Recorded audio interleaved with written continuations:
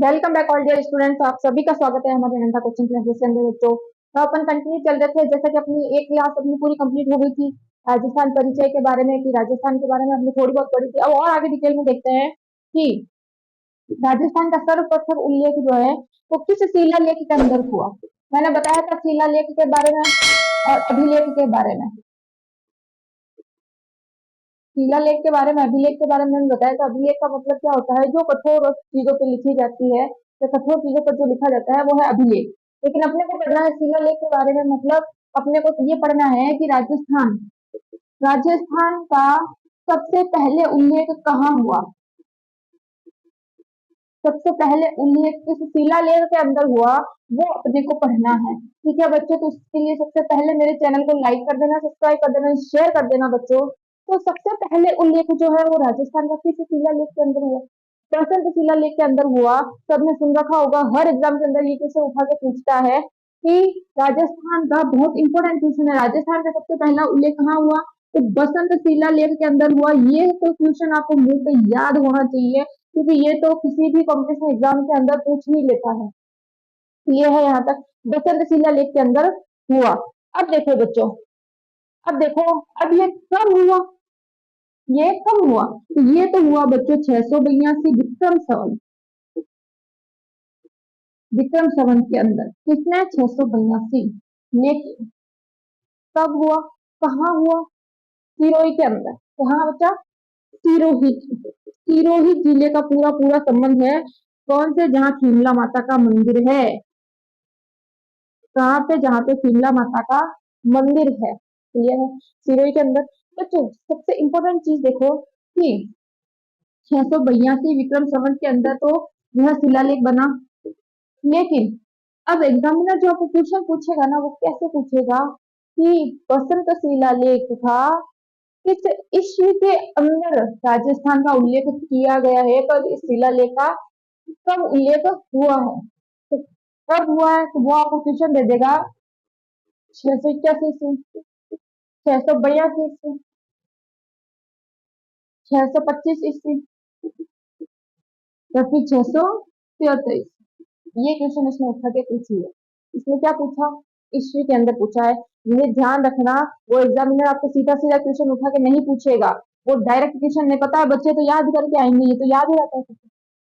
बच्चे, जिस बच्चे ने पढ़ाई करी तो उसको तो याद होगा। ये डायरेक्ट वो क्वेश्चन को घुमाएगा। कैसे घुमाएगा? वो विक्रम संवत, ये जो है जिसके अंदर अपन अलग अलग मात्रा में याद करके जाते हैं सन, लेकिन वो किसमें पूछ रहा है? ईस्वी के अंदर पूछ रहा है। तो आपको ये चीज पता होनी चाहिए बच्चों कि ईस्वी और विक्रम संवत के बीच में अंतर कितना होता है। अंतर कितना होता है, यहाँ कंफ्यूजन नहीं होना है अपने को, ये बता दूं। तो देखो बच्चों, ईस्वी और विक्रम संवत, इसके बीच का जो अंतर है ना, तो वो 57 वर्षों का होता है। कितना? 57 वर्षों का अंतर होता है। अगर अपन विक्रम संवत से याद करके गए तो इसने ईस्वी पूछ लिया, तो कितने माइनस कर दो? 57 वर्ष, वर्ष माइनस कर दो। मतलब ये क्या है? अपने दादाजी है और ये हम। ये क्या है बच्चों? अपने दादाजी का समय है और ये हमारा समय है ना। तो 57 वर्षों का अंतर होता है। तो विक्रम संवत से पूछे तो 682 राइट करना है। लेकिन अगर ईस्वी में पूछे तो कितना राइट करना है? 625 ईस्वी राइट करना है ना। 625 ईस्वी राइट करना है। क्लियर है? यहाँ तक कोई डाउट हो एक बार नोट कर लेना, इंपॉर्टेंट पॉइंट है।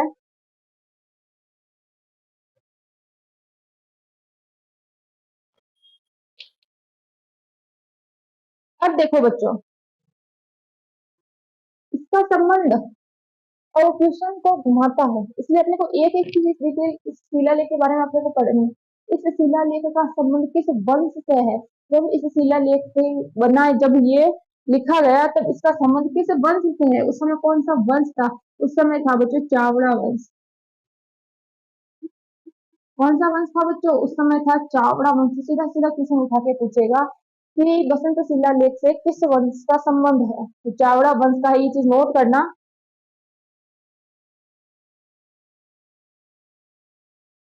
और बसंत शिलालेख एक ऐसा शिलालेख है बच्चों, बसंत शिलालेख एक ऐसा शिलालेख है बच्चों जो वर्मलान वर्मलान शासक शासक के बारे में बताता है, मतलब ये एक ऐसा शासक है जिसके बारे में बसंत शिलालेख के अंदर इसके बारे में पूरी जानकारी दी हुई है, वर्मलाल शासक के बारे में, है ना। ये कहाँ का स्वामी है? अर्बुद प्रदेश का स्वामी है वर्मलाल शासक, अर्बुद प्रदेश का स्वामी है ये, है ना। बसंत शिलालेख के बारे में, इसके बारे में पूरी जानकारी दी हुई है। ये एकमात्र ऐसा शासक है कि इसके अंदर ही इसकी जानकारी है, और अर्बुद प्रदेश का ये स्वामी था। तो ये इंपॉर्टेंट पॉइंट है, नोट करना, एक एक इंपॉर्टेंट पॉइंट में करवाती हूँ, इससे बाहर आपको कहीं क्वेश्चन नहीं जाएगा। तो ये नाम जरूर पूछता है वर्मला शासक, ठीक है, ये चीज नोट करना। और अब बसंत शिलालेख के अंदर नाम तो मिला राजस्थान का, लेकिन किस रूप के अंदर मिला? किस रूप के अंदर मिला बच्चों? तो राजस्थानी द्वितीय, किस रूप में मिला? राजस्थानी द्वितीय, राजस्थान में नहीं मिला, लेकिन राजस्थान का नाम जो मिला वो राजस्थानी द्वितीय के रूप में मिला। बहुत इंपॉर्टेंट पॉइंट है, सीधा सीधा क्वेश्चन वो पूछेगा, बसंत शिलालेख के अंदर राजस्थान का नाम किस रूप में मिला? तो राजस्थानी द्वितीय के अंदर मिला, ये चीज नोट कर लो। अब देखो और राजस्थान के बारे में थोड़ी जानकारी देखते हैं अपन। कोई भी कॉम्पिटिशन एग्जाम हो, कोई भी, जहाँ राजस्थान जीके आ गया, पूरी क्लासेस कंप्लीट पढ़ लो, कोई भी एग्जाम हो उसके अंदर राजस्थान जीके से इसके बाहर क्वेश्चन नहीं जाएगा आपका, है ना। तो देखो और इसके बारे में देखिए, राजस्थान के परिचय के बारे में या राजस्थान की जानकारी के बारे में दो नाम पढ़ते हैं हम, दो नाम पढ़ते हैं। एक तो है बच्चों मोहनोत नैन्सी, नाम सबने सुना होगा, बहुत इंपॉर्टेंट नाम है, कितनी बार एग्जाम में क्वेश्चन आता है मोहनोत नैन्सी। दूसरा नाम बच्चों वीरमान, दूसरा नाम बच्चों वीरमान। मोहनोत जो नैन्सी था ना, वो कौन था? सबसे पहले तो अपने को ये पता होना चाहिए कि मोहनोत नैन्सी था कौन। ये था जसवंत सिंह फर्स्ट का दीवान, ये जसवंत सिंह फर्स्ट का क्या था? दीवान था।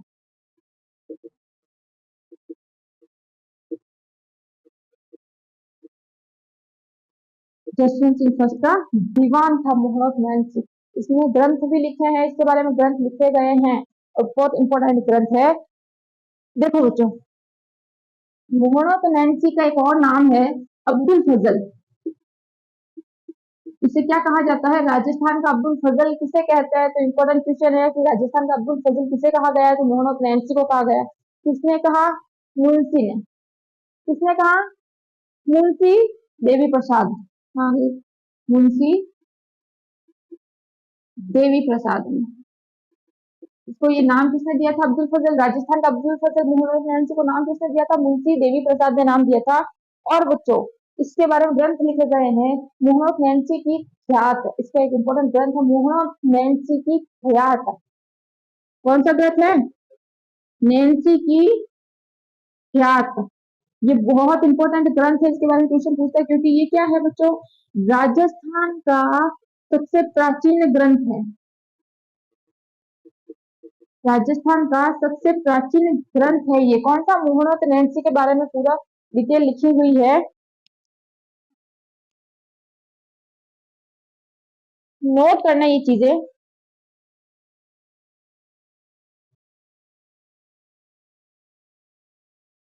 एक और ग्रंथ देखो, ये जो ग्रंथ लिखा गया है राजस्थान का प्राचीन, कब लिखा गया है? 1665 के अंदर, ईस्वी के अंदर, 1665 ईस्वी के अंदर लिखा गया है। इसमें एक और ग्रंथ लिखा मोहम्मद नैन्सी ने, मोहम्मद नैन्सी ने एक और ग्रंथ लिखा है मारवाड़ी परांगनारी ख्यात, मारवाड़ा परांगनारी ख्यात। इसके बारे में राजस्थान की पूरी जनगणना की डिटेल दी हुई है। ये जो ग्रंथ है ना, ये भी बहुत इंपॉर्टेंट है, क्योंकि इसके अंदर मोहम्मद नैन्सी के दो ग्रंथ और दोनों ही इंपॉर्टेंट है, क्योंकि इसके अंदर क्या है? राजस्थान की जनगणना, जनगणना की पूरी जानकारी है इस ग्रंथ के अंदर है। क्लियर है यहाँ तक?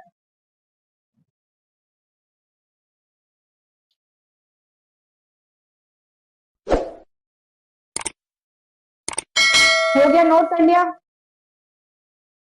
फिर देखो बच्चों, ये तो था अपना मोहम्मद नैन्सी, ये तो था अपना मोहन ऑफ नैन्सी। फिर देखो बच्चों वीरमान के बारे में। वीरमान भी बहुत इंपॉर्टेंट नाम है, बहुत इंपॉर्टेंट है। ये कौन था? ये कौन था? ये था अभय सिंह का दरबार दरबारी। ये कौन था? अभय सिंह का दरबारी। अभय सिंह का बहुत खास था ये इसके समय। अभय सिंह कौन था? आपको पता होना चाहिए। जो अभय सिंह था वो था बच्चों मारवाड़ के राठौड़ वंश का शासक। कौन था? अभय सिंह था मारवाड़ के राठौड़ वंश का शासक। देखो अभय सिंह के समय आपने खेजड़े युद्ध के बारे में सुना होगा। खेजड़े युद्ध की कहानी सुनी होगी कि जो जंगल है, जंगल के अंदर से लकड़ियां काटी जा रही थी तो सभी महिलाएं आदमी पुरुष से लिपट गए और सभी ने अपना बलिदान दे दिया। सबने सुना होगा। ये इसी के समय हुआ था। वो बलिदान किसके समय हुआ? अभय सिंह के समय। अभय सिंह के समय क्या हुआ था कि जोधपुर के अंदर लकड़ियों की कमी आ गई थी। लकड़ियों की कमी आ गई तो इसने क्या आदेश दिया? किसको? वीरमान को कि जाओ अपनी सेना भेजो और लकड़ियां काट के लाओ। कहाँ से? जोधपुर के पास एक खिजड़ीली गांव है वहां से। चले गए सभी सैनिक, गए लकड़ियां काटने। तो वहां के गांव के जो लोग थे वो सभी पेड़ों से लिपट गए। उन्होंने वहां छोटा सा युद्ध कर दिया, हम नहीं काटने देंगे। तो सभी क्या हुए? लिपट गए और सभी की अपन अपने बलिदान दे दिया गया, लकड़ियों के साथ उनको काट दिया गया, है ना। तो ये कब किसके समय हुआ था? अभय सिंह के समय हुआ था ये। तो बच्चों इसका एक ग्रंथ है वीरमान का, बहुत इंपॉर्टेंट है। कई बार क्वेश्चन पूछा गया है। बहुत इंपॉर्टेंट ग्रंथ है ये, राजरूपक ग्रंथ। वीरमान ने एक ग्रंथ लिखा था राजरूपक। कई बार पूछा जाता है एग्जाम के अंदर, बहुत इंपॉर्टेंट है। तो सारी इंपॉर्टेंट चीजें बता रही हूँ मैं, एक एक पॉइंट बता रही हूँ मैं, कहीं बाहर नहीं जाएगा इससे क्वेश्चन। ये राजरूपक नाम तो याद रखना बहुत इंपॉर्टेंट है। वीरमान के समय कौन सा ग्रंथ? राजरूपक। क्लियर है? इससे बाहर कोई क्वेश्चन नहीं जाएगा, ये नोट करो।